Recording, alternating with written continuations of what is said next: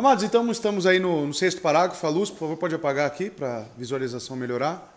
Isso. O sexto parágrafo já abordado hoje, né, na história da igreja, a qual define para nós essa questão de eclesiologia e vai falar hoje sobre os membros da igreja, né, membresia da igreja. E o que diz o sexto parágrafo? Os membros dessas igrejas são santos por chamamento, manifestando visivelmente e evidenciando, aí ele coloca entre parênteses, na e pela sua profissão e caminhar. Né? Porque manifestando visivelmente o quê? Na e pela profissão e caminhar. Ou seja, a profissão de fé desses membros da igreja tem que ser condizente com o seu caminhar. Certo? Então, ou seja, amados, nós temos que ter um crescimento em santificação dentro de uma igreja. Se isso não existir, algo está de errado com a fé do indivíduo. A sua obediência a esse chamado de Cristo. Porque Cristo nos chama a quê? A obediência à sua palavra, correto? O Espírito Santo nos guia no quê? Nos santifica no quê? Na sua palavra. Então, se o Espírito Santo habita no seu viver, na sua vida, certamente você terá esse crescimento. Pode ser mais rápido para uns, mais demorado para outros, mas alguma progressão existe. E, voluntariamente, consentem em caminhar juntos, de acordo com a designação de Cristo. Então ninguém te obriga a estar numa igreja. Você é colocado aqui por Cristo. O próprio Cristo, no seu regenerar do Santo Espírito, no seu chamamento, como é dito aqui, ele te coloca esse desejo para que você seja inserido numa igreja. Entregando-se, olha só, a si mesmos, ao Senhor e uns aos outros, pela vontade de Deus, em sujeição às ordenanças do Evangelho. Tá bom? Então aqui nós temos deveres de membros, nós temos características de membros, né? Então a nossa confissão ainda está elaborando ainda mais para nós, desenvolvendo cada vez mais a ideia de quem compõe a igreja de Cristo. Que, repito, nos difere dos nossos irmãos pedobatistas. Tá bom? Então vamos lá. A confissão fala sobre um chamamento para andar em obediência, que eu denomino como andar em santidade. Quanto mais eu obedeço a palavra de Deus, mais enquadrado eu estou na vontade do Senhor e mais santo eu me torno. Então os membros das igrejas locais são santos por chamado, ou, como o parágrafo 2 coloca, santos visíveis. Lembram disso? Que estão visivelmente manifestando e evidenciando sua fé e obediência. Tá? Romanos, capítulo 1, 5 a 7, Atos 2, 37 e 42, né? Que fala sobre esse andar em santidade, andar conforme o chamamento. Observe como eles evidenciam sua obediência a esse chamado de Cristo para si, porque Cristo nos chama para si mesmo, né? Não é porque os presbíteros da igreja pudessem ver em seus corações, mas é em e por sua profissão e caminhada. Então os critérios para a membresia estão aqui, irmãos. É em e por sua profissão e caminhada. Então nós não analisamos apenas o discurso bonito da pessoa para se tornar membro. Deve existir um trabalho da igreja e de todos os membros para avaliar a vida cristã dessa pessoa. Eu acho engraçado, né? Não que seja errado, mas as pessoas, não, eu vou visitar essa igreja aí por 3 anos. Vou avaliar essa igreja para ver se eu me torno membro. Mas não seria o contrário? Não é a igreja que tem que te avaliar para ver se você é crente, para que você seja inserido nela? É o contrário. Então, amados, não que nós não estamos procurando uma igreja bíblica, claro, vamos avaliar, mas quem vai me admitir como membro é a igreja, não eu que vou lá e vou falar, não, eu sou membro agora. Entende? Então nós analisamos essa profissão de fé e analisamos essa caminhada cristã. Então tem que ver Facebook da pessoa, tem que analisar as redes sociais, tem que conversar bastante com ela, tem que perguntar da vida dela. Se possível, vai lá no bairro dela, pergunta para os vizinhos, como que é essa pessoa? Chama a mulher de canto e pergunta, e aí, como que sua esposa é em casa? Como seu marido é em casa? Tem que ver esse caminhar cristão. Vai no trabalho do camarada e pergunta, queria saber como que é fulano. Pergunta pro porteiro, e aí, te dá bom dia, boa tarde, boa noite? Tem algumas histórias, irmãos, que certo pastor começou a sair com algumas ovelhas, né, assim, tomar café na padaria, né, essa questão de comunhão. E perceberam que esse pastor ele destratava das pessoas na rua. Destratava dos garçons, né? E isso começou a colocar um questionamento sobre o ministério dele. Tanto que não deu certo.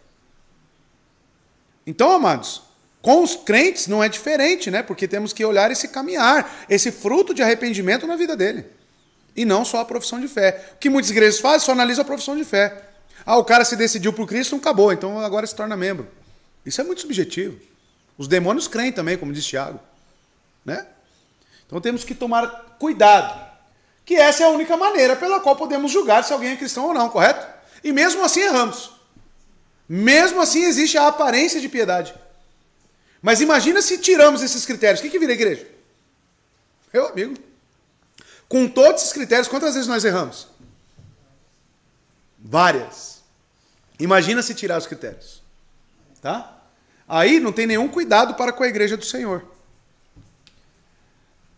Embora o julgamento seja falível, como diz aqui, né, esse slide. Esses santos, por meio do chamado, consentem de bom grado em andar juntos em obediência ao mandamento de Cristo.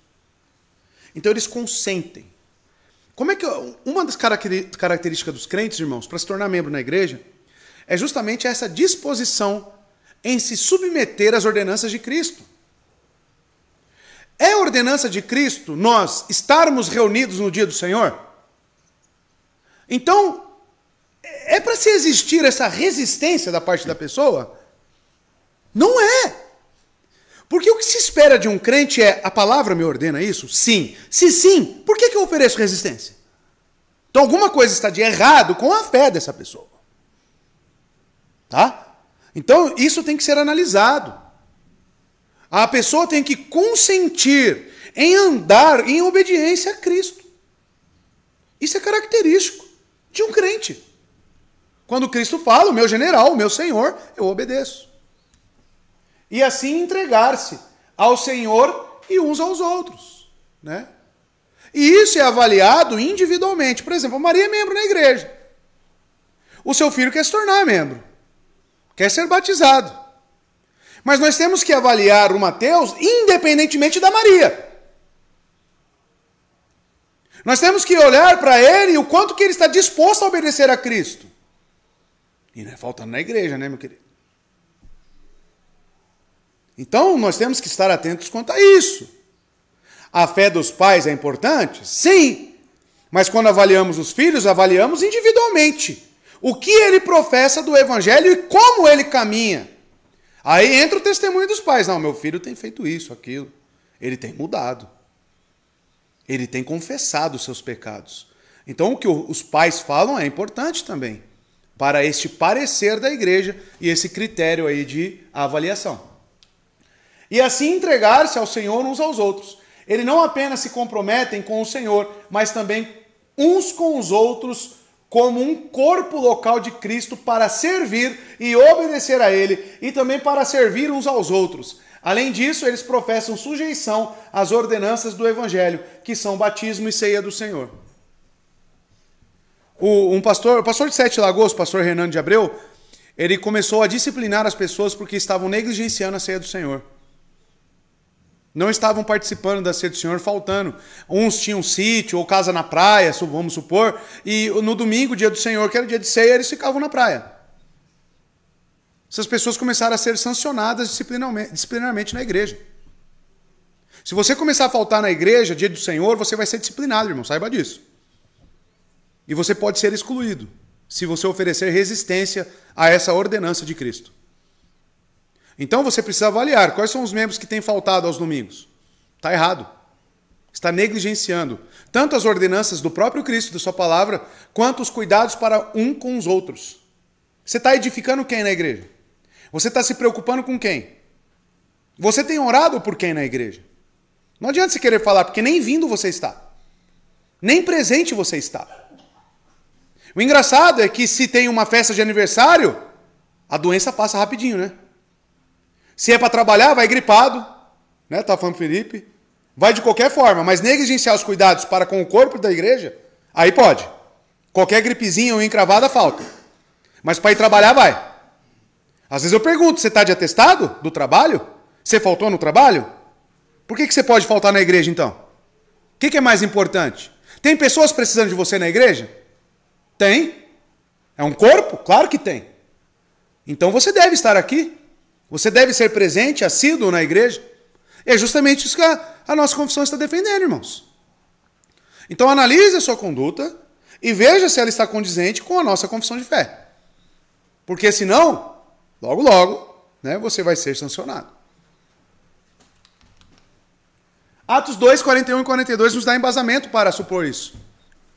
Olha só, os que aceitaram a mensagem, ou seja, a profissão de fé, eu creio nesta mensagem, eu creio em Cristo, foram lá, batizados. E, naquele dia, houve um acréscimo de cerca de 3.000 pessoas. Atenção para esse acréscimo. Acréscimo a quê? Ou seja, se houve um acréscimo e houve uma contabilidade, significa o quê? Que existia um controle. Sabiam-se, então, naquela igreja primitiva, quantos faziam parte da igreja. Membresia, hall de membros, tá? E está após o batismo, tá bom? Eles se dedicavam ao ensino dos apóstolos e à comunhão e ao partir do pão e às orações. Aqui nós temos os deveres dos membros. Se dedicar aos ensinos você está presente nos ensinos da igreja. Você está presente aqui compartilhando, aprendendo, caminhando com a igreja. Comunhão, unidade. Exortar, encorajar, orar, que já tem aqui, e ordenanças, partir do pão, ceia, batismo. Então, nesses 2 versículos aqui, nós já temos resumido tudo o que está falando na nossa confissão.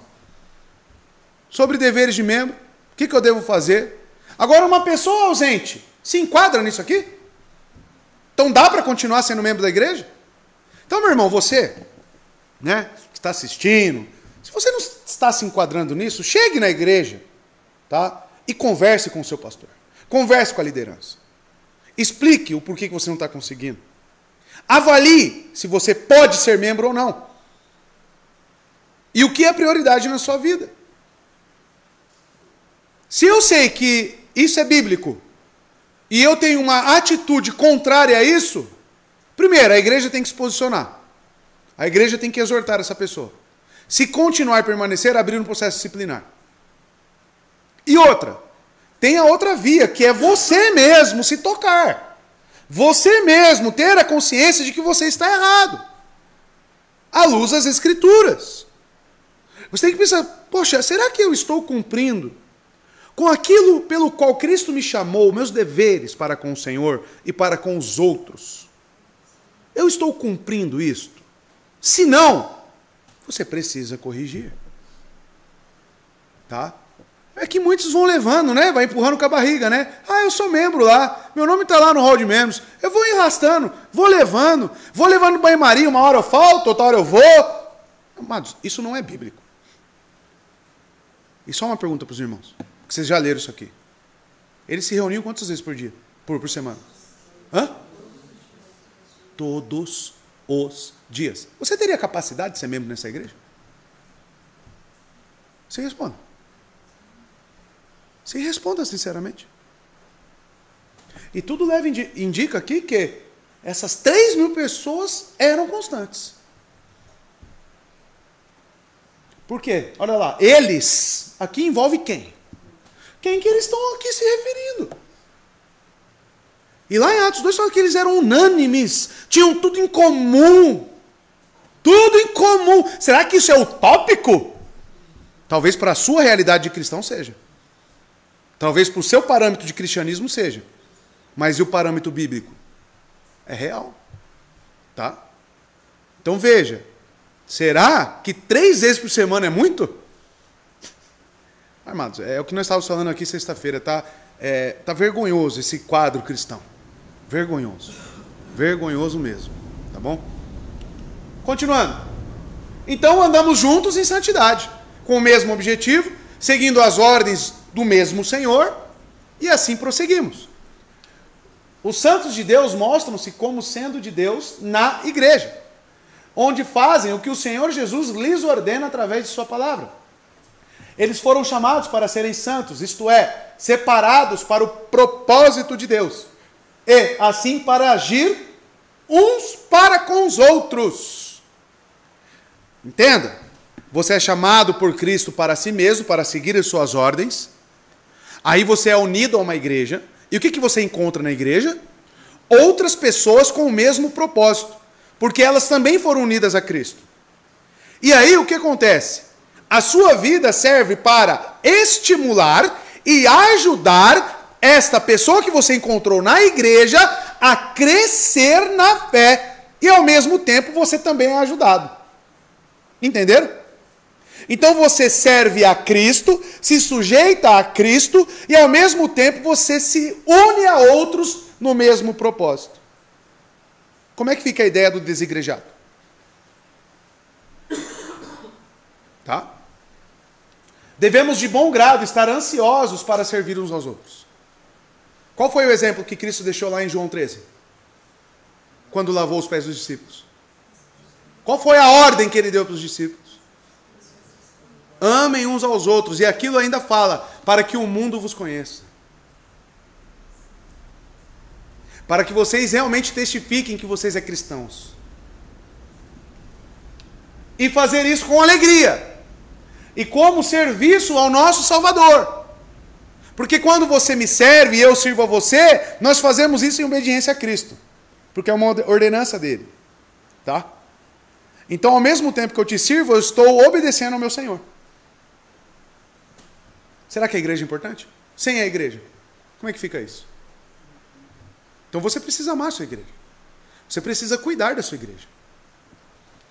Devemos, como irmãos e irmãs, encorajar uns aos outros e servir ao Senhor e ajudar-nos mutuamente no serviço ao Senhor.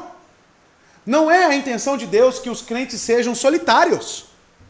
Em vez disso, eles devem estar em uma igreja e assim crescer em sua fé e servir uns aos outros. Quando mostramos amor e prestamos serviços amorosos, né, uns com os outros, então o amor de Cristo se manifestará entre nós. Você quer conhecer mais do amor de Cristo? Existe um meio para isso, sabia? Sirva a sua igreja. Ame seu irmão. Visite seu irmão. Ore para o seu irmão. E assim você estará conhecendo cada vez mais o amor de Cristo. Você vai ser aperfeiçoado nisso. Agora, continue aí no seu jeito egoísta de ser. Onde só você quer ser servido. Você vai conhecer do amor de Cristo? E engraçado que hoje a pregação é justamente entre o diálogo entre Cristo e Pedro. Pedro, tu me amas? Tu sabes, Senhor. Apacenta as minhas ovelhas. O amor a qual Cristo está se referindo está diretamente relacionado ao serviço às ovelhas de Cristo. Quer conhecer do amor de Cristo? Quer ser aperfeiçoado no amor? E Paulo diz que se faltar o amor, acabou tudo. Nada mais tem sentido. Nem a pregação, nada. Nossa fé é morta sem o amor. João também fala isso. Se faltar o amor, você não tem nada. Você está entendendo isso? Se faltar o amor, você não tem nada. Então, será que é algo que você deve desejar? Conhecer e ser aperfeiçoado neste amor? Cristo já deixou o meio para que você cresça nisso. Servindo a sua igreja e seus irmãos. Pode falar, Isaac. A gente leu Romanos 12, que no primeiro verso ele fala para a gente apresentar nossos corpos como sacrifício vivo a Deus. Aí como? Usando seus dons para servir a igreja.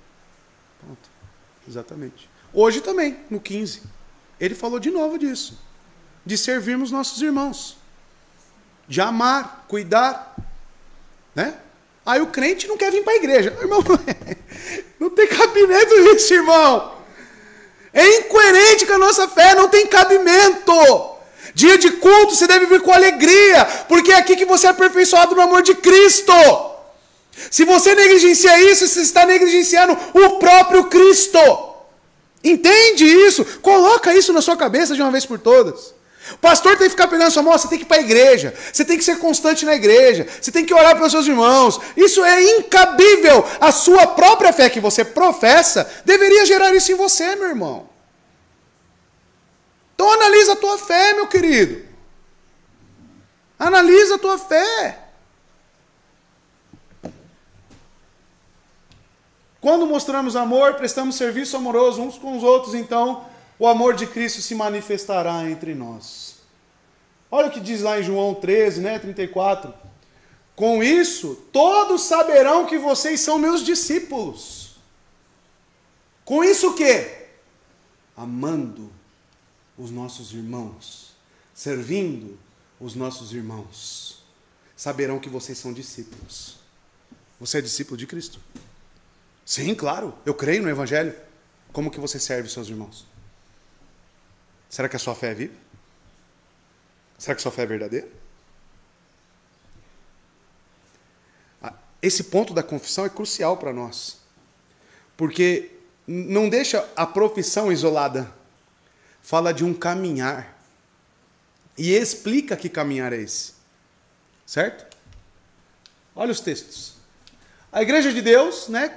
Paulo referenciando a sua carta, que está em Corinto, aos santificados em Cristo Jesus e chamados para serem santos, juntamente com todos os que em toda parte invocam o nome do Senhor Jesus Cristo, Senhor deles e nosso. Romanos 1,7. A todos os que em Roma são amados de Deus e chamados para serem santos.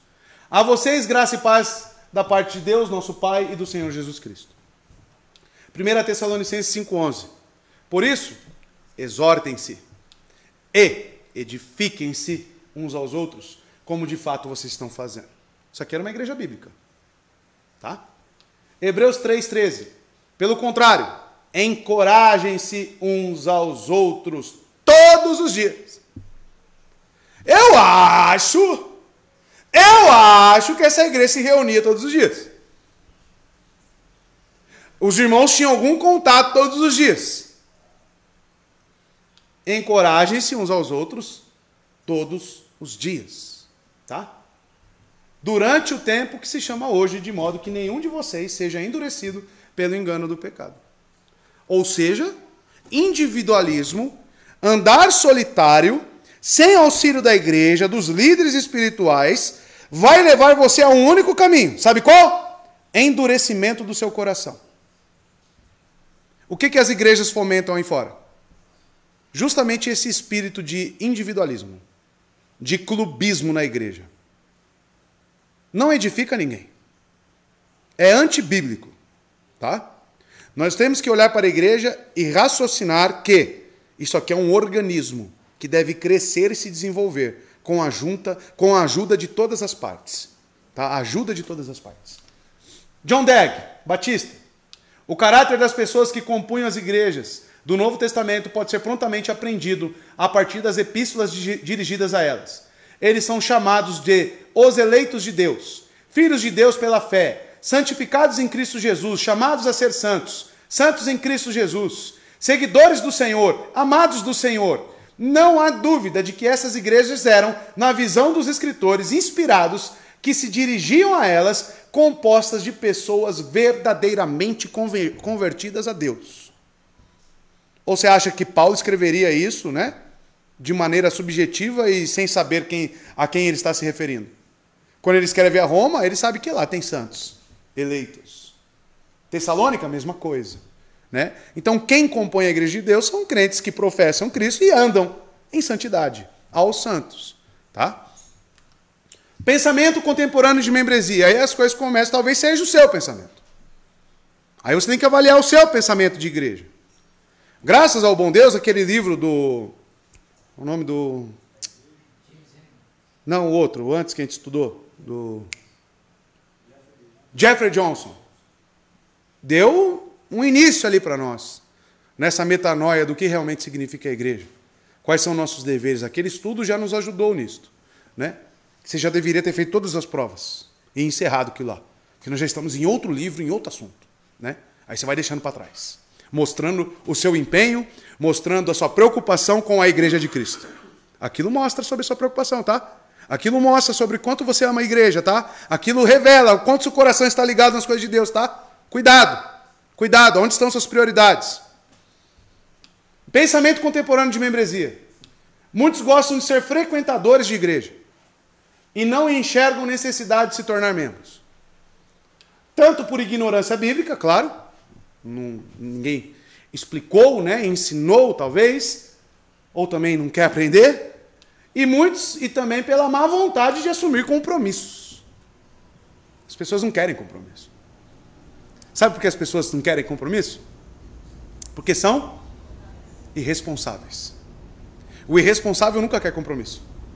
Por quê? Porque ele vai ficar exposto pelo seu não cumprimento. Aí ele não assume. Porque ele não quer ficar exposto. Ele não quer que seja revelado a sua falta de comprometimento. Porque se chama compromisso.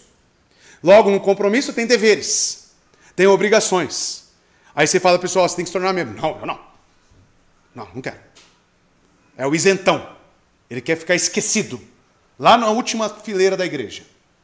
Ele quer ficar lá. Não quer ninguém no pé dele. Só quer vir, consumir e ir embora. Irresponsável. Irresponsável. Tá? Porque não quer assumir compromisso. Tem gente que na empresa não quer ser promovido, sabiam disso? Que rejeitam promoção, vocês já sabiam disso? Mas como assim, pastor? Vai ganhar mais? Eles não querem responsabilidades. Preferem ficar como peão. Nada que seja um trabalho digno, com certeza. Mas é algo mais intrínseco na pessoa. Ela não quer responsabilidade. Aí um homem que não quer responsabilidade, peraí. Que tipo de masculinidade é essa? Que tipo de homem você é? Olha Noé, quantos compromissos ele assumiu com Deus? Olha lá Noé. E a gente só se esquivando. O pastor precisando de ajuda? Precisando de homens? Não, eu não. Não, eu não. Põe outro. Eu não. Aí o pastor está lá, carregando piano, chupando cana e assobiando ao mesmo tempo. Tá certo isso? Se tem, vou inventar uma frase aqui. Por detrás de um pastor sobrecarregado existem homens covardes. Homens que não querem compromisso. Homens que na verdade não estão sendo homens. Porque não é certo. Só um ser responsável de tudo e abraçar tudo? Má vontade de assumir compromissos. A falta de compromisso permite a pessoa sair ou deixar de ir quando quiser. Quantos querem ver dessa forma? Eu vou quando eu quero. Chego lá, ninguém me pergunta. Vou lá para a PIB lá, que tem lá 3.000 membros, 4.000 membros, tem cadeira até lá em cima, lá no mezanino. Fico lá escondidinho, ninguém me vê. Aí eu vou embora e tá tudo certo. Participo da ceia ainda, hein? Participo da ceia ainda, hein? Ó que maravilha. Que cristianismo bom, hein? Ora por quem, encoraja quem, exorta quem, edificado por quem? Tem compromisso com quem? Olha o pensamento contemporâneo. Tá? Uma pessoa já me disse, eu não vou para a sua igreja porque é uma igreja pequena. Se eu não for para a igreja, todo mundo vai saber que eu não fui. Me falaram isso, irmão. Me falaram isso. Esse tipo de pessoa tem qual tipo de comprometimento com Cristo? Há algumas pessoas que pensam que a membresia da igreja é algo antibíblico. Tem essas também. Onde a Bíblia fala de membresia de igreja, não há nada sobre membresia de igreja na Bíblia, elas afirmam. Esses tipos de argumentos soam persuasivos, mas não provam que a Bíblia não ensina a membresia da igreja. Porque né, é sempre aquela, né? O mal intencionado, ele fala, aonde que está escrito? Seja membro de uma igreja. Aonde que está escrito? Não faça tatuagem. Aonde que está escrito? Se não tem escrito, então é isso aí da sua cabeça. Mas não enxerga o contexto, não enxerga o costume, a prática, como eles estavam vivendo, o que eles estavam fazendo. Mas isso é de pessoas mal intencionadas com a Bíblia, tá? Que querem arrumar pretextos para a sua falta de compromisso e a sua negligência. Então, amados, a razão pela qual a membresia da igreja é negligenciada, principalmente em nosso mundo ocidental, então para o nosso lado aqui, Estados Unidos, América do Sul, é porque as pessoas estão vivendo vidas sem compromisso. Por que o camarada lá tem dificuldade em fazer culto no lar? Por que o camarada tem dificuldade, às vezes, em ler a Bíblia? Você tem um problema com compromisso. Você tem um problema sério com responsabilidades. Ah, o exército seria bom para todos nós. Onde o camarada chegar para mim, ó, tem uma missão para você. Sim, senhor. Faça isso, isso e isso.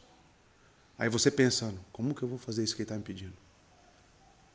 E se você falasse, ele ia caracterizar como você estiver rejeitando, né, a ordem. Aí você falava, sim, senhor, eu vou fazer. E saía de lá e dava um jeito de fazer. Você não tinha opção para a falta de compromisso. Você tinha que criar um senso de compromisso. Senão você era preso. E aí você fazia. E entregava. Então, às vezes nos falta esse senso. De missão dada, missão cumprida. O que eu tenho que fazer, eu vou fazer. E ponto final. Tá? É isso que nós temos que ter a percepção. Se eu tenho que fazer, se a palavra me ordena, eu faço. Agora, se você continuar com essa falta de compromisso, falta de responsabilidade, que caracteriza a imaturidade, fraqueza, covardia, aí, meu irmão, vai ser questionada a sua fé. A sua fé vai ser questionada. Tá? Porque quando falamos de membresia, é justamente assumir compromissos. Ser membro é assumir compromissos. Tá? Os casamentos não são mais destinados à vida. Por que estão se divorciando aí? Por quê? Não encaram mais o casamento como um compromisso realmente. Encaram como algo que pode ser desfeito a qualquer momento. É igual estar na igreja. Então, se o casamento está assim, imagina a igreja, irmãos. Imagina a igreja. Imagina o que tem de pastores sérios aí, ó, penando com um povo descompromissado, com um povo irresponsável, com um povo que não quer compromisso com nada. Pense. Pense. Então, amados, se você se juntar a um clube, você pode sair a qualquer momento, se quiser. Você vai lá, faz a matrícula lá no Náutico. Paga lá 3 meses. Se você não quiser mais, o que acontece? Só deixar de pagar. As pessoas trazem esse pensamento para dentro da igreja. Tá? Existem vários serviços em que podemos obter um teste. E assim por diante. Ah, estou testando essa igreja. Estou testando. Não, é você que está sendo testado, camarada. Não é você que está testando a igreja, é você que está sendo testado. É a tendência da nossa sociedade e os crentes acabam de assumir esta atitude destrutiva para si mesmos. E às vezes destrói a família. E destrói a igreja com esse tipo de atitude descompromissada. Como ficará claro, o compromisso é o ponto principal da membresia da igreja. Apenas uma aplicação aqui bem, não tão perto porque não somos empresa, né? Mas vamos supor que você tem uma empresa. E você tem um funcionário que chega atrasado todo dia. Que você pede para ele fazer as coisas e faz da pior forma possível. Você vai continuar com esse funcionário? O que você vai fazer com ele? Vai embora. Vai embora. E às vezes por justa causa ainda. E por que você trata a igreja dessa forma? Será que você não tem que ser mandado embora dessa igreja também? Pense, reflita sobre a sua atitude para com o corpo de Cristo. Não é o corpo do André, porque eu sou membro também. E a minha responsabilidade, meu compromisso é para com o meu Senhor. Aí o marido chega e você não vai para a igreja. Tá bom, não vou. Que compromisso é esse para com o seu Senhor? Ah, eu não vou 2 vezes para o culto porque meu marido fica de bico. O problema é dele. Qual é o seu compromisso primário de vida? É com quem? É com quem? Um ímpio tem poder de me tirar da igreja? É isso? Tá certo isso, irmãos? Tá errado. Ah, mas isso é negligenciar os cuidados com a família. Se você não vem para a igreja, você está negligenciando a sua família. Quem é a família do crente? Será que falta textos bíblicos para que você entenda o que é primícia na sua vida? Se é que você é crente, né? Se é que você é crente. É isso que você tem que pensar. Aonde que está? Noé sai da arca, a primeira coisa que ele faz? Altar ao Senhor. Altar. Veremos isso semana que vem. Hã? Neemias. Saiu construindo as casas primeiro, o muro? Altar. Pensem nisso. Pensamento contemporâneo. É o seu? Ou não? Ou você assume compromisso na igreja? Pastor, deixa comigo. Eu faço. E faça mesmo. Não é largar lá. É assumir compromisso. Pastor, eu estou vendo que está faltando isso. Quantas vezes eu já falei isso, irmãos? Quantas vezes? Eu chamei e joguei essa responsabilidade para os irmãos. Quem assume? Deixa comigo, pastor. Eu cuido disso agora. Fica tranquilo. E faça bem feito, não porcalhado. Faça bem feito. Faça para o Senhor, não para homens. O que significa ser membro? Então vamos lá. O que precisamos entender sobre a questão de membresia da igreja é que a membresia da igreja realmente implica, basicamente implica algumas coisas. Primeiro, um compromisso, claro, com o corpo local de Cristo para adorar e servir. Adorar e servir. Um compromisso para adorar. E isso, qual é o compromisso para adorar? Estar presente nos cultos. Cantar junto com a igreja. Ofertar junto com a igreja. Tudo o que nós fazemos. Então você tem um compromisso de adoração, primeiro. E serviço. E serviço. Serviço aos irmãos. Servir a sua igreja. Ajudar na organização. Ajudar nas coisas que temos aqui pendentes. Na arrumação, na limpeza, em tudo que está inerente à igreja. Na pregação do evangelho. No custeio disto. Segundo, estar sobre os cuidados, disciplina e ensino dos anciãos. Se submeter à autoridade dos líderes eclesiásticos. E assim você será edificado. Tá? 3. Ter um lugar de onde a grande comissão deve ser realizada. Outros pontos poderiam ser adicionados. Mas a membresia da igreja tem um compromisso em sua essência. Por que ele diz isso? Qual que é o propósito da igreja? Qual que é a natureza da igreja? Já estudaram. A igreja deve ser santa?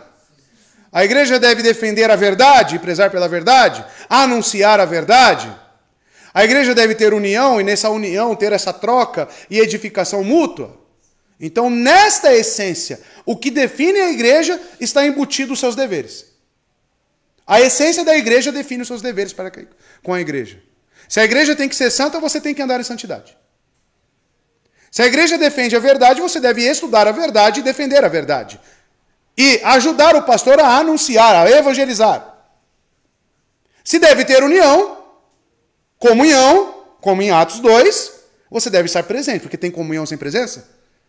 Ah, eu vou terceirizar, vou mandar um bilhete lá para representar, um boneco lá para me representar lá, na minha comunhão. Tem como fazer isso? Não. Então a essência da igreja define os seus deveres. Agora, se você enxerga a igreja como um clube, e talvez seja isso, os seus compromissos e deveres vai ser como que um clube.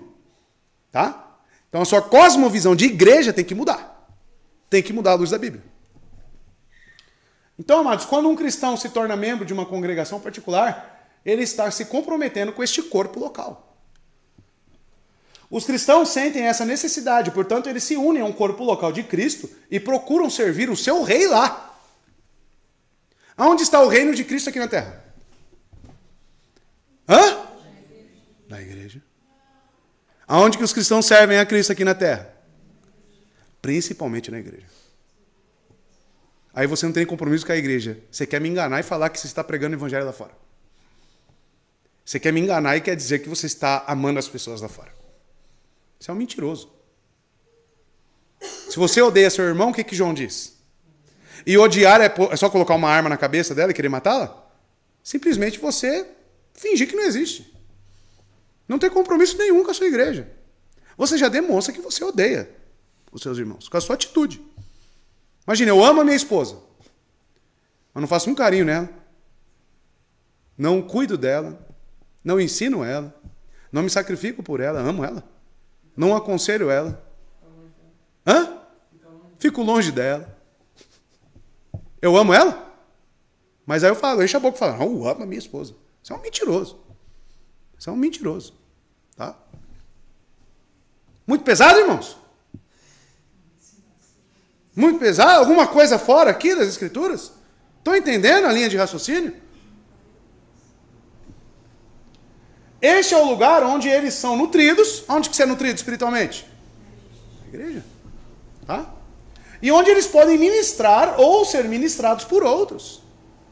Aí que você, na multiforme graça de Deus que se manifesta em cada crente, nas habilidades que Ele te dá, na capacitação que Ele te dá, uns para serem mestres, outros para serem generosos com as suas ofertas, cada um dentro da sua atribuição, outros para ser homens ou mulheres de oração.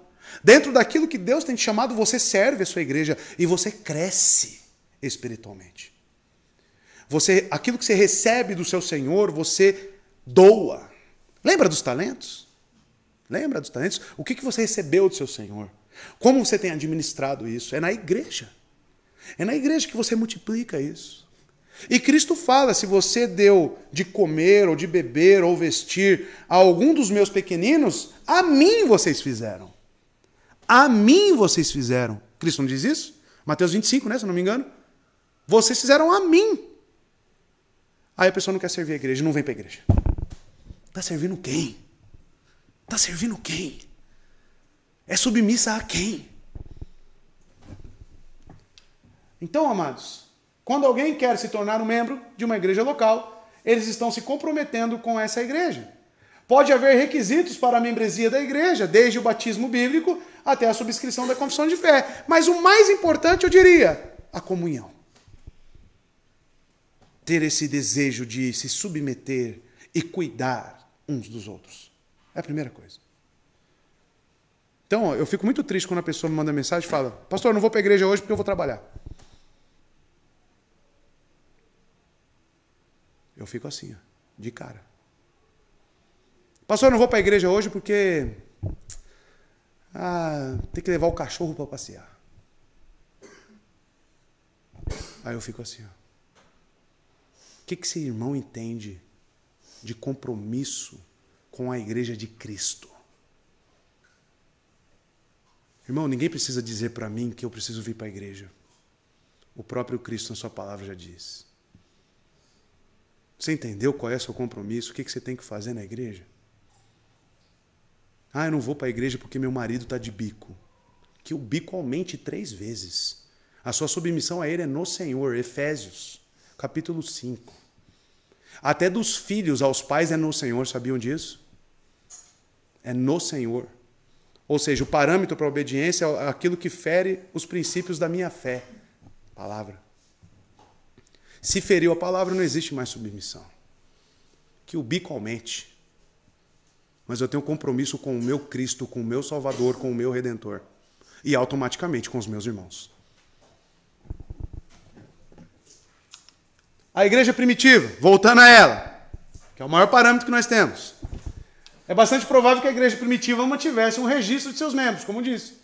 Os crentes eram um corpo reconhecível de 120 pessoas antes de Pentecoste. Atos 1,15. Com isso, como isso era conhecido? Foi mantida uma lista de quem estava? E quanto aos 3.000 que foram adicionados no dia de Pentecostes, Atos 2,41. A pergunta óbvia aqui é, ao que eles foram adicionados? Ao quê? A resposta óbvia é ao corpo dos crentes. Eles foram adicionados à igreja em Jerusalém. Assim, a igreja local, que começou com 120 membros, ganhou mais 3.000 membros em um dia. Então passou a 3.120 membros. Essas pessoas ficaram sob autoridade e faziam parte da igreja de Jerusalém. Eles se tornaram comprometidos com Cristo e com seu corpo, como diz o texto. Se dedicavam ao ensino, à comunhão, ao partir do pão. E mostraram isso por seu batismo e envolvimento na vida da igreja. Este ponto aponta claramente para a ideia de uma membresia definida da igreja. Isso explica também a declaração sobre convocar o número total dos discípulos em Atos 6:2, quando eles elegem lá Estevão como diácono. Convoquem o número total dos discípulos. Como é que eu sei o número total de discípulos? Tem que ter um registro disso. Tem que ter uma certa contabilidade. Alguém tem que saber isso. No caso é o Felipe, né, aqui na nossa igreja. Alguém tem que ter esse controle. Isso implica claramente que há aqueles que são conhecidos e registrados como discípulos, e como tal, pertencem à igreja de Jerusalém. A igreja em Jerusalém não era um clube gratuito para todos. Não era. Tinha que ser crente para fazer parte lá. Tá? Um corpo com membros. Então a igreja é denominada como um corpo, irmãos. Isso, por que tem algumas alegorias? Por que eu digo alegorias? A palavra de Deus vai chamar a igreja tanto de rebanho de Deus, corpo, vai chamar de propriamente igreja, né? Mas dentre as suas nomenclaturas na Bíblia, toda nomenclatura ela representa algo. E, por exemplo, quando a igreja é denominada como corpo, isso tem uma implicação. A igreja é descrita como um corpo com membros, por Paulo em 1 Coríntios 12:27.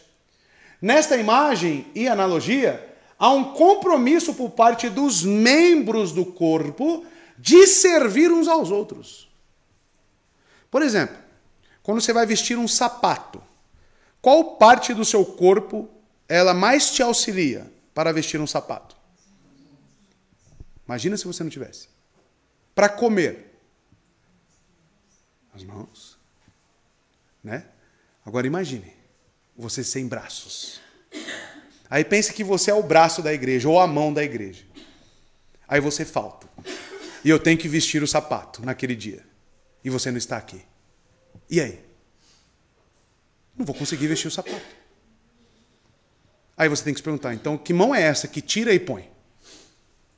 Que mão é essa que sai e eu fico sem mão e daqui a pouco ela volta? Eu falo, ué, mas quando eu preciso de você, você não está aqui? Você precisa estar aqui. Porque todo dia eu tenho que pôr sapato, tem que andar na rua. Aí a mão não está, José.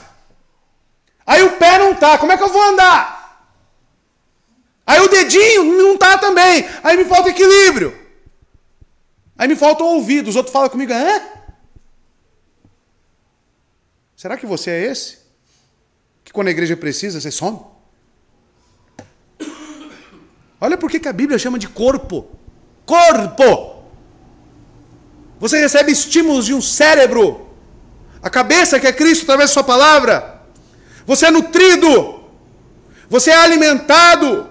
O sangue corre nas veias, leva oxigênio, leva nutrientes. E assim você é fortalecido. E você cuida da parte que precisa. Você auxilia. Você se movimenta. Corpo. Corpo. A Bíblia chama de corpo a igreja. Você entende isso? Então por que você não tem compromisso com a igreja? Ou você que assiste? Não entendeu o que é corpo. Olha para o seu corpo. Porque você já tem um corpo. Para que você entenda o que realmente é uma igreja. E faça essa analogia. Será que é difícil entender? Ou as pessoas não querem entender? Porque não querem compromisso. Imagina se o seu coração fala, não quero compromisso, vou parar de bater. Aí para. Já era você. Acabou. Acabou. Já pensou? Seu pulmão fala, não quero mais comandos do cérebro. Não quero compromisso de ficar batendo, inflando, desinflando toda hora. Não quero mais isso. Muito chato, muito enfadonho. Todo dia inflar, desinflar. Todo dia isso, não quero mais. Já pensou seu pulmão toma essa decisão? E aí? Aí fica aí. E quando você fica doente? Seu corpo não responde direito. Eu, Vitor, alguns irmãos ficaram doentes aí. É bom? Pois é. Aí precisa de alguém para cuidar da gente, né? Pois é.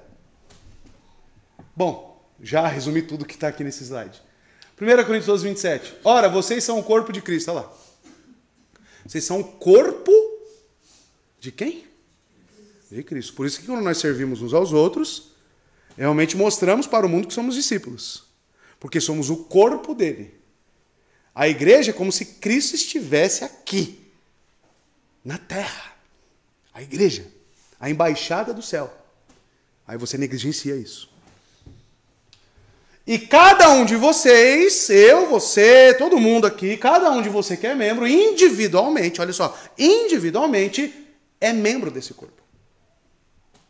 É membro desse corpo de Cristo. Já pensou Cristo? Poxa, estou precisando tanto de um braço. Era para ser você.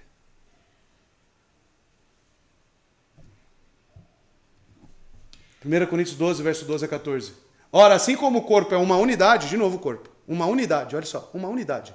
O corpo é uma unidade.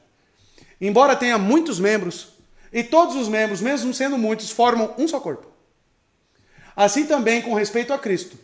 Pois em um só corpo todos nós fomos batizados em um único Espírito, quer judeus, quer gregos, quer escravos, quer livres, e a todos nós foi dado beber de um único Espírito.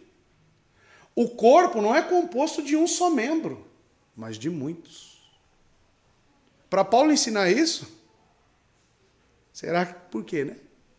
Por quê? Rebanho de Deus também é outra nomenclatura que a igreja de Deus recebe. A Bíblia diz aos presbíteros que pastoreiem o rebanho de Deus que está entre vós. Mas quem é o rebanho de Deus? Os anciãos devem exercer autoridade sobre o rebanho de Deus e devem liderá-los e governá-los. Mas quem compõe o rebanho? Os presbíteros devem simplesmente exercer seu domínio sobre quem quiserem, visitantes e membros, crentes e incrédulos? Obviamente que não. Quem é o rebanho de Deus? Em vez disso, o rebanho são aqueles que se uniram ao corpo particular ou igreja local de Cristo e se colocaram sob a autoridade dos pastores da igreja. É aquela pergunta que eu fiz para vocês em João 10. Você é ovelha? Porque a ovelha, ela depende do seu pastor. Ou seja, estar inserido numa igreja é a mesma coisa que você estar num aprisco e ser cuidado pelo próprio Cristo. E como que o próprio Cristo cuida das suas ovelhas? Através dos seus ministros ordenados, chamados para isso, que dedicam a sua vida ao estudo da palavra, para compartilhar com vocês esses ensinos, para aconselhar vocês. Mas a atitude de muitos na igreja, às vezes, se assemelha de um bode. Eu não sei quantos foi do sítio aqui, o bode, sabe o que o bode faz? O bode, ele pula a cerca. O bode dá cabeçada no dono. O bode é rebelde. Mas a igreja de Cristo é rebanho, são ovelhas. Como veremos hoje na mensagem. Desta forma, eles devem se submeter aos seus líderes, como vamos ver em Hebreus 13, 17. E seus anciãos devem pastoreá-los e ensinar-lhes as coisas de Deus. Por meio da membresia da igreja, nos submetemos à liderança dos presbíteros e nos colocamos sob seus cuidados. Olha a atitude. Eu estou indo para uma igreja para me submeter. Mas tem gente que vem para a igreja para colocar o seu ideal, para ter a sua vontade atendida. Não, você vem para cá para se submeter. Você vem para a igreja, você se une para você ser tratado.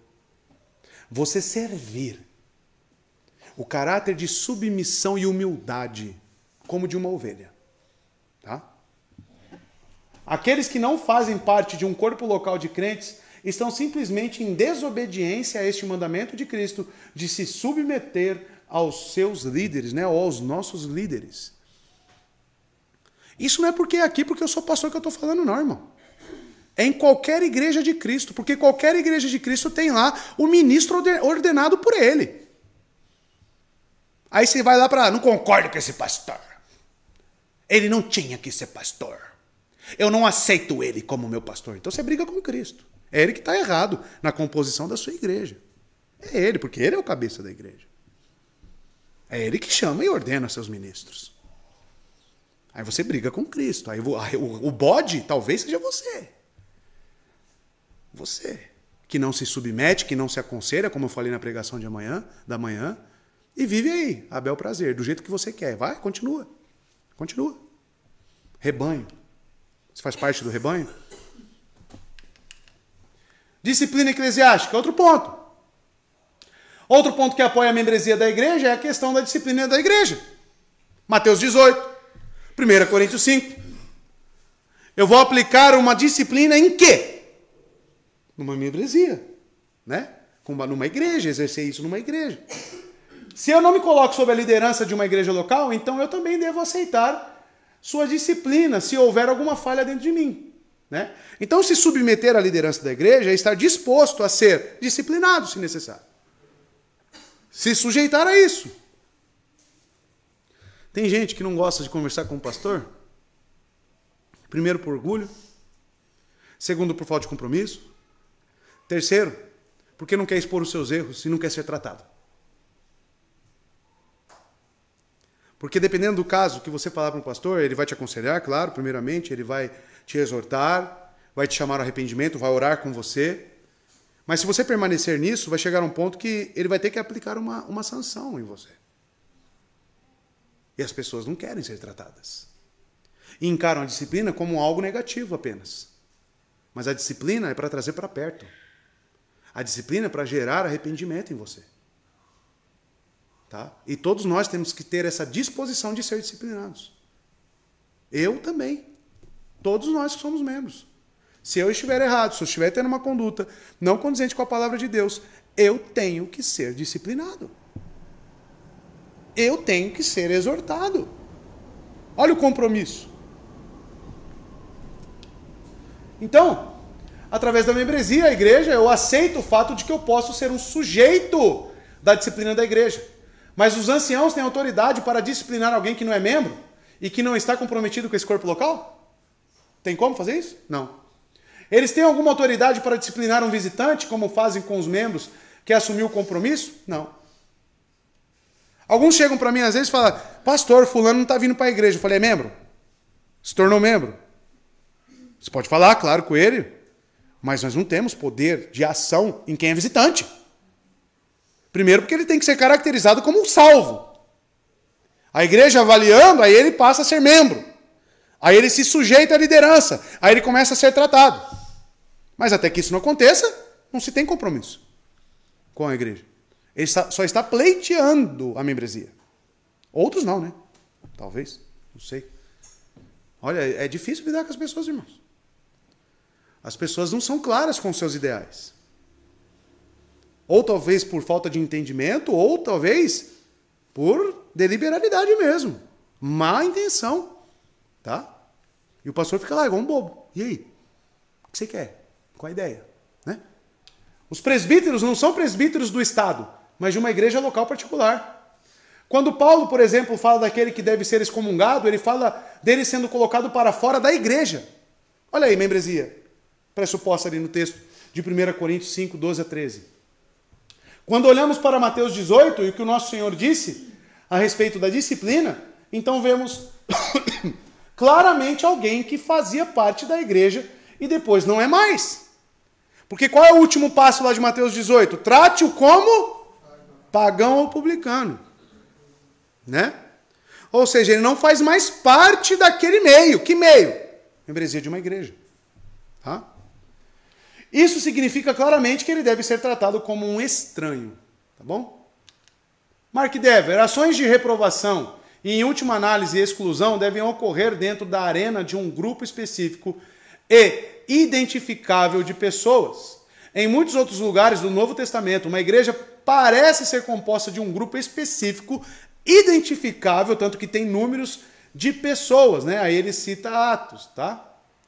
Então, amados, ações de reprovação, como Mateus 18, 1 Coríntios 5, só podem ser entendidas à luz de um contexto de igreja, senão não tem sentido.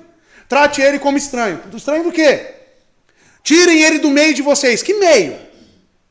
Membresia, igreja, constituída. Tá? Somente isso, e explica esses textos. É o que Mark Dever está dizendo. Conhece esse camarada aí? Não? Nunca ouviu falar? A igreja dele é referência, tá bom? A igreja dele é referência como uma igreja saudável, bíblica. Membresia para crentes, então. Essas considerações tomadas em conjunto e individualmente nos convencem do mandato bíblico de nos unirmos e nos comprometermos com o corpo local onde somos discipulados. As epístolas do Novo Testamento são dirigidas a tais igrejas que consistiam naqueles que se comprometeram com o corpo de Cristo universal, mas também com o corpo local. não haveria Novo Testamento sem igrejas locais, como vimos, né? Porque as cartas foram direcionadas às igrejas. E como já observamos outra vez, os crentes são unidos, únicos, né? Candidatos à membresia da igreja. Como prova, ele aponta para Atos 2, Atos 5, 1 Coríntios 1, verso 2. E vemos nesses textos que aqueles que foram adicionados à igreja são chamados de crentes e santos e são salvos. É verdade que muitas vezes somos enganados por falsos profetas. Mas a membresia da igreja não deve ser estendida àqueles que sabemos que não são crentes. O livretinho de Kit, como é que é o nome? É A Glória da Igreja? A Glória da Igreja.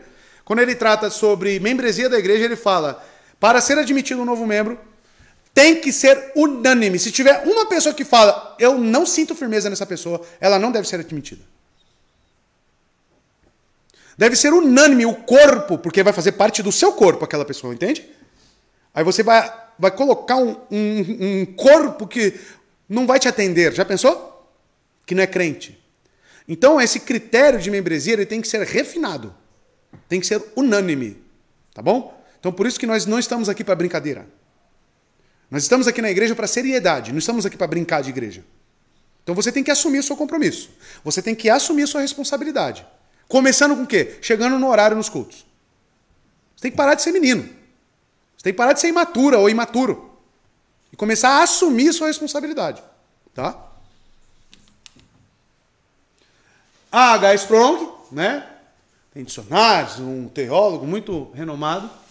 Eles só podem ser propriamente membros da igreja local que anteriormente se tornaram membros da igreja universal. Ou seja, chamados por Cristo e salvos, regenerados.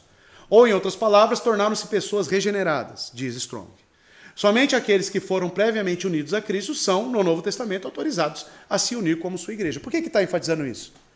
Justamente porque esse é um ponto que nos distingue dos presbiterianos, que inclui todos os filhos neste pacto na igreja. E o filho, às vezes, nem salvo é. E fazem isso de maneira consciente. Se o meu filho é pecaminoso, nasceu em iniquidade, como diz Davi, se ele nasceu em pecado, é pecador, e só pode ser salvo mediante a ação graciosa de Deus, por que eu vou batizar aquela criança? Eu descarto que ele é pecador? Todas as crianças são salvas? Esse é o entendimento que eles levam. Não, todas as crianças não são salvas. Quem disse isso?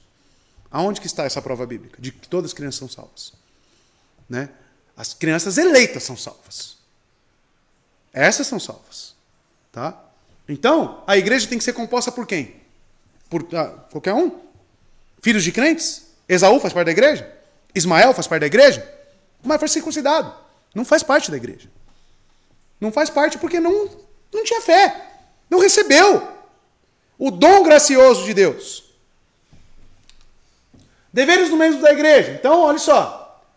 A membresia da igreja não é uma membresia gratuita para todos e é dada aos crentes, em contexto de uma vida de igreja local, onde os mandamentos e ordenanças de Cristo devem ser cumpridos.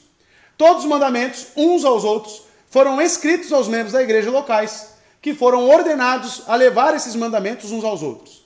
O Novo Testamento chama-nos a fazer tudo pela edificação mútua, amar-nos uns aos outros, perdoar-nos uns aos outros, encorajar-nos uns aos outros, a orar uns pelos outros, a viver em paz e unidade uns com os outros. Aí tem, deixa eu ver se eu coloquei os textos, não. Esses são os deveres dos membros da igreja uns para com os outros. Ao estarem comprometidos uns com os outros, devem fazer aquilo que Cristo ordena que seja feito. Benjamin Kitt, que eu vou colocar no próximo slide, já coloquei na verdade, né? Considera carregar os fardos uns dos outros uma das glórias de uma verdadeira igreja cristã. Olha o que diz Kitt. A beleza e a glória de uma verdadeira igreja são exibidas quando carregam, olha lá aqui, os fardos uns dos outros e assim cumprem a lei de Cristo. Gálatas 6:2. Você já carregou meu fardo? Você já me ajudou a carregar meu fardo? Aí eu fazer igual os pastores pentecostais, olha para o lado aí. Você já carregou o fardo desse irmão aí?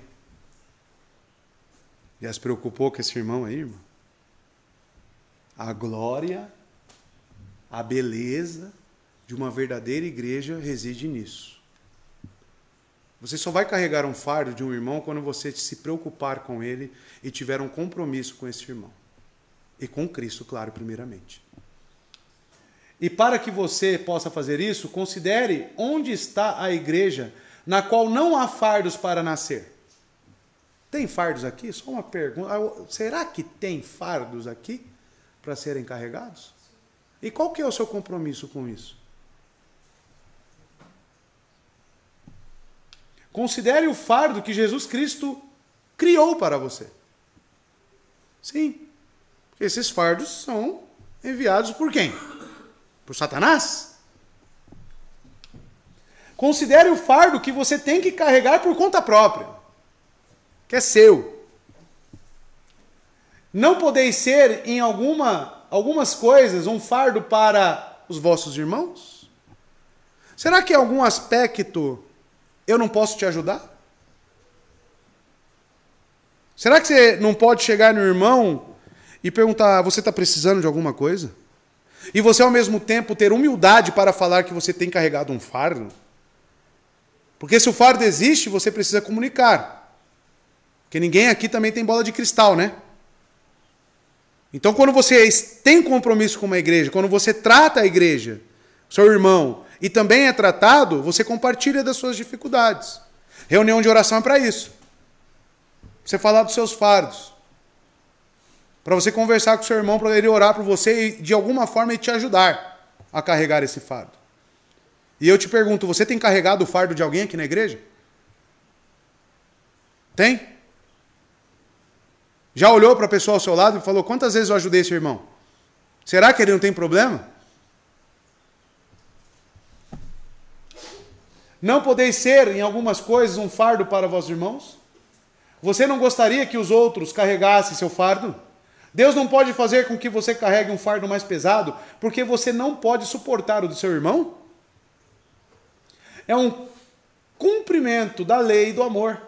Ou melhor, a lei de Cristo, como está lá em Gálatas 6:2. Assim cumprem a lei de Cristo, porque essa é uma expressão de amar. Você carregar o fardo do seu irmão. Então converse, peçam aconselhamento, falem dos fardos de vocês. Parem de viver uma vida autocentrada e individualista. Se você foi inserido numa igreja que você precisa de ajuda, certamente você tem fardos, certamente você precisa ser aconselhado. Tá? Servir a Cristo juntos é o nosso dever, irmãos. Os membros da igreja devem servir a Cristo juntos, reunindo-se semanalmente para a adoração, não negligenciando reunir-se, como é o hábito de alguns. Hebreus 10:25. Eles devem proteger a doutrina pura. Paulo fala sobre a autoridade que a igreja tem para rejeitar ensinos falsos. Essas palavras não foram meramente dirigidas à liderança, mas a toda a igreja. Isso significa que é dever dos membros guardar e encorajar a sã doutrina, fazer sua prova da EBD, estudar, se comprometer com o ensino da igreja, porque você tem um compromisso com a sua igreja de defender a sã doutrina. Você tem agido dessa forma? Será que eu tenho que pegar aqui a lista das suas provas? Tenho. Para mostrar o seu comprometimento com a igreja? Tenho. Preciso. Vamos pegar as leituras anuais aí, dia a dia? Quantas que você já deixou de fazer? Vamos pegar? Vamos conversar sobre isso? Para mostrar o seu comprometimento? Vamos. Essas exortações são para a igreja, e você faz parte de uma igreja. Amados, nós precisamos começar a ter responsabilidade, a ser, amados, não sei nem a palavra, maduros. Maduros. E eu não vou nem dizer que isso é maturidade, porque fazer essas coisas, irmãos, são questões básicas. Maturidade eu já classifico com outras coisas. Maturidade espiritual é ter um andar ainda mais refinado com Cristo.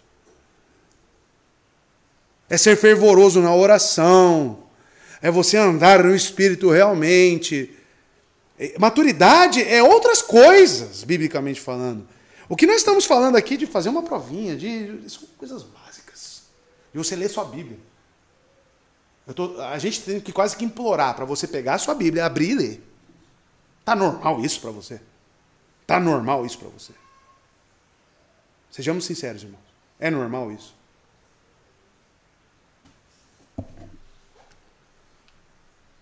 Então quem rejeita o ensino dos falsos mestres? É só os líderes da igreja? Ou é a igreja como um todo? Essas palavras não foram meramente dirigidas à liderança. Isso significa que é dever dos membros guardar e encorajar a sã doutrina. João nos ordena a não crer em todo espírito, mas examinar os espíritos, para ver se eles são de Deus. 1 João 4,1. Os membros da igreja devem celebrar as ordenanças do evangelho uns com os outros. O evangelho cria a igreja. Né? Como que você está aqui? Porque você ouviu do evangelho. Então a igreja foi criada pelo evangelho. Pelas boas novas. Pelo próprio Cristo. E agora a igreja deve mostrar o evangelho em duas ordenanças dadas a ela por seu Senhor. Batismo e ceia. Sinais visíveis, sacramentos da nossa fé. O batismo é um sinal iniciático na igreja visível e a ceia do Senhor é um sinal contínuo de unidade em um corpo local. Paulo usou a imagem do corpo e da ceia como motivação para a unidade entre os coríntios. Tanto que eu falo, ceia significa o quê? Comunhão. Se você está unido com a igreja universal e se você está unido com a igreja local, que é a expressão dessa igreja universal. Desta forma estaremos vivendo o evangelho e anunciando ao mundo perdido. Então você deve, por obrigação ao evangelho, obediência a Cristo, participar das ordenanças. Hoje é dia de ceia, dia do Senhor, aí o membro da igreja não está. Vocês estão entendendo, irmãos? Dia de ceia, você sabe que domingo é dia de ceia, aí você não está na ceia. Será que você está pecando? Você tem dúvida disso?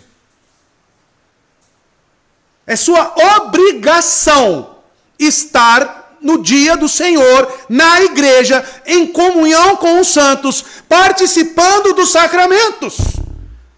Isso é ordenança. Você conhece essa palavra? Talvez você tenha muita dificuldade com ordens, né? Porque você é rebelde bode. Mas ordenanças de Cristo que devem ser cumpridas. Ô, irmão, você precisa ir para a igreja, irmão. Você precisa participar da ceia, irmão. Você tem faltado aos domingos, irmão. Isso cansa, sabe? Isso cansa.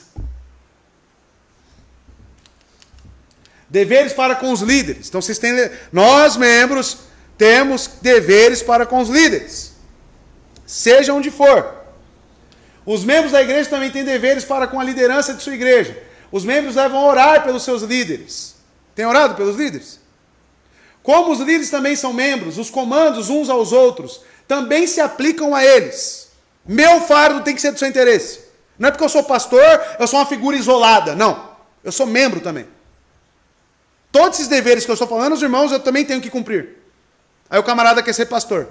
Não vem nem para a igreja.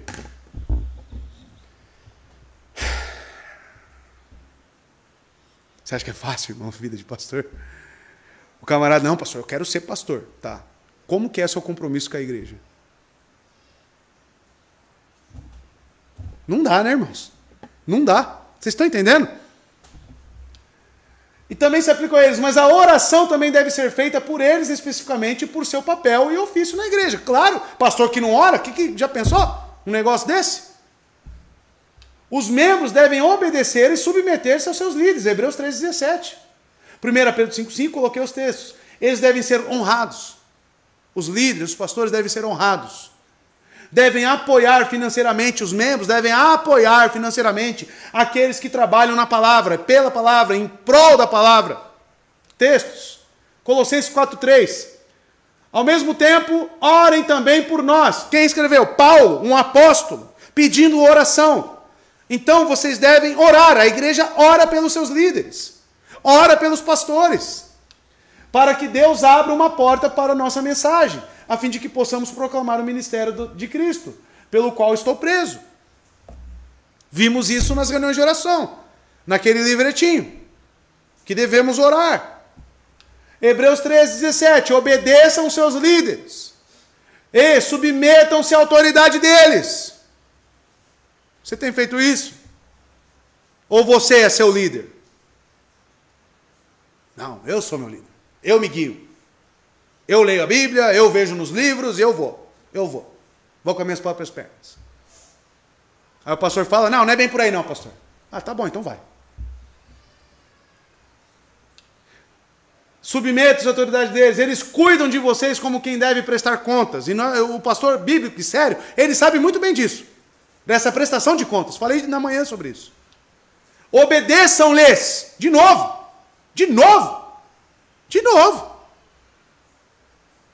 Para que o trabalho deles seja uma alegria e não um peso.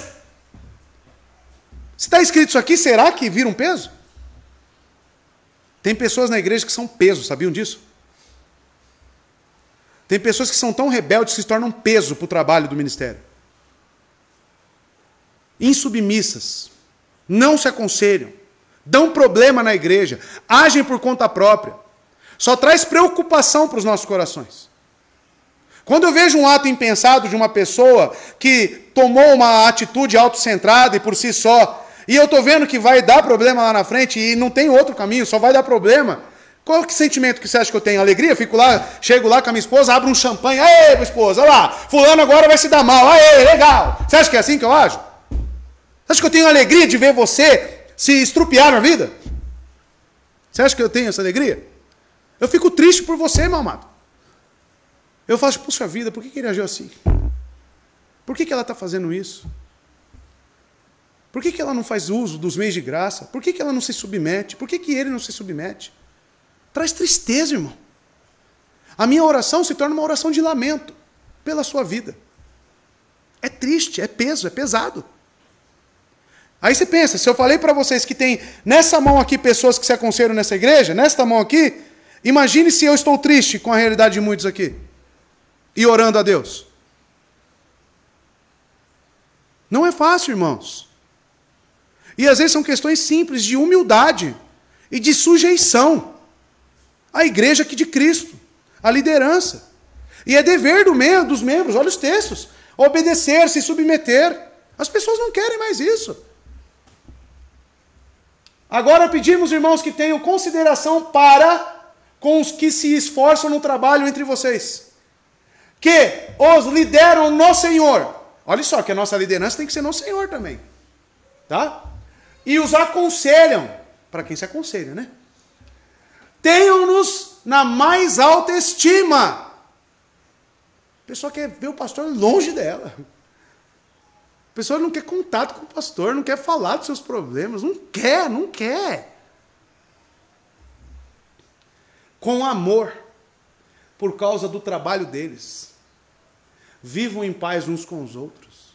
Você tem essa consideração pelo pastor da igreja? Tem. Talvez você não tenha nem por si mesmo. 1 Timóteo 5, 17, 18.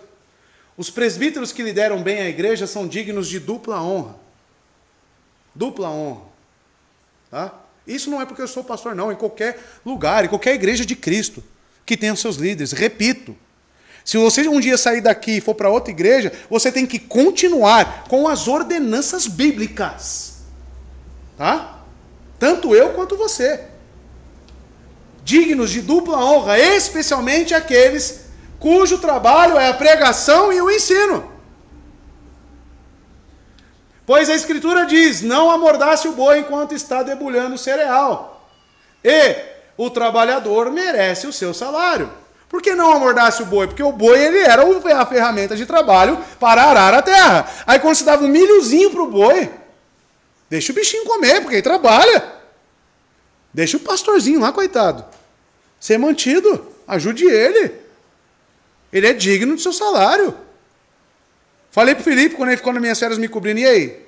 Dá para ser bivocacionado? Tendo culto quarta, tendo reunião de oração sexta, tendo 2 AIBD no domingo e 2 sermões no domingo. E aí, você acha que dá? Qual que é o labor semanal? Amado, se eu perder um dia da semana, já ebola tudo. e eu tenho que ficar no sábado, ao mínimo até umas 3 horas da manhã. Pergunta para minha esposa. Para chegar no domingo e estar tudo redondo para os irmãos. Para preparar isso aqui, os irmãos não sabem o trabalho que eu tive. Pergunta para minha esposa. Levanta cedo, toma um café, joga uma água no rosto e vai para o quarto. Aí pergunta para minha esposa como é que é. Ontem ela virou para mim, nossa, é cansativo, né? Eu falei, não, tranquilo. É cansativo sim. É cansativo sim. Tá? Pode falar. Tanto é que depois que eu vivi isso, eu pude ter mais valor pelo trabalho do Senhor. Porque assim, o Senhor falou todo esse labor, estando em casa, imagine você trabalhando fora, tendo que preparar um sermão. Eu vivi isso, porque às vezes teve vezes que eu tive que virar. Eu virei na semana à noite para preparar. E aí isso me trouxe também um senso de responsabilidade de chegar no horário, porque você tem um labor de preparar, e você chega aqui, um membro simplesmente, chega atrasado, você fala, poxa, mas meu trabalho, Exato. eu fiz bem, é claro que é tudo para a glória de Deus, mas você se sente, poxa. Mas o membro deve honrar. Você deve honrar o trabalho do seu pastor. E estar presente é uma maneira de honrar. Ouvi-lo é uma maneira de honrar. Né? Isso me trouxe mais ainda no senso de responsabilidade. Eu preciso me comprometer mais com o pastor. Exato. Exatamente isso. Às vezes precisa sentir um pouco na pele, né? Para você ver qual que é a realidade. E um momento, ano passado, eu fiquei muito irado num momento, quando estava tendo essa obra aqui. Porque eu tinha todos esses labores pastorais e estava tendo que vir aqui virar massa para o pedreiro. Ou seja, eu estava tendo que ter uma jornada dupla. E não estava conseguindo, estava ficando... Já a água estava aqui, eu estava quase morrendo afogado. E nenhum irmão. Falei, pastor, o senhor está bem? E sabia, porque via eu todo queimado do sol, até coceira deu, até pelota no corpo deu, ainda brincava comigo. Ei, pastor, está queimado, hein? Eu falava, irmão, estou queimado, né? E você, estava onde? Né? E os sermões lá, falava para o Israel, e aí, pastor, está conseguindo fazer o sermão, né? O Israel perguntava para mim. Eu falei, está acumulado lá, Deus proverá. Graças a Deus passou. Mas as pessoas não têm preocupação com seus líderes. Não tem nenhum tipo de relacionamento. E esquecem que o pastor é um membro que precisa ser cuidado, que tem fardos e precisa ser carregado. Benjamin Kitt vai trazer aí, né, algumas questões sobre, depois os irmãos dão uma lida, tá? Membresia é uma questão de identidade, apenas em amarelo. É uma identidade que vem com várias responsabilidades para com o corpo e ao qual se está unido. Tá? Então essas responsabilidades que nós membros temos para com a igreja acaba sendo a identidade da própria igreja. Por quê? Eu não disse aos irmãos que a essência da igreja, a natureza da igreja define os nossos deveres? Então logo o meu comprometimento define a nossa identidade. Lembra que eu já falei para os irmãos? Se a igreja dependesse das suas ofertas, dependesse do seu labor, para continuar existindo, teria igreja ainda aqui? Então tenha isso em mente. Que o seu compromisso para com a igreja, e cada um tendo essa responsabilidade, traz a identidade da igreja. Batismo e membresia, então, como foi dito, é o sinal visível da nossa fé, então é inconcebível que nós não estejamos observando esses sacramentos. Não estejamos presentes. Um dia de batismo, o membro não está. Um dia de ceia, o membro não está. Inconcebível. Porque nós estamos unidos para obedecer a Cristo. Portanto, porque uma igreja batista deveria admitir alguém como membro que ainda não deu o primeiro passo? Há algumas indicações das Escrituras sobre a relação entre batismo e a membresia da igreja, como vimos em Atos 2. Vocês pegaram essa ligação em Atos 2 de membresia com batismo? Está lá. Por exemplo, observamos acima o fato de que os crentes foram adicionados à igreja em Jerusalém. Atos 2,41 diz, e os que aceitaram a mensagem foram batizados e naquele dia houve um acréscimo de cerca de 3.000 pessoas. Batismo e membresia, acréscimo, adição, estão relacionados. Tá? Eles se dedicavam ao ensino dos apóstolos, à comunhão e ao partir do pão e oração. Então aqui você enxerga sacramentos, enxerga tudo que já falamos. Observe que o recebimento e o ser batizado e o ser adicionado dizem respeito ao mesmo grupo de pessoas. Tá? Não só a fé e o batismo estão conectados aqui, mas o batismo e a membresia também estão intimamente conectados. Tá? John Dagg vai trazer o seu posicionamento, tá? Batista, Mark Dever também, e depois vamos para o capítulo 7, tá bom? Amados, entenderam isso? Isso aqui é importante e vale todo o tempo que estamos gastando aqui. Tá? Você precisa compreender qual que é seu dever como membro da igreja. E isso vai trazer a nossa identidade. Tá bom, irmãos? Então que Deus nos desperte. Porque essas coisas, estamos falando de membresia e você já é membro. Você já é membro. Tá? Então entende que você já tem esse chamamento de Cristo e essa vontade de obedecer. Tá bom? Amém?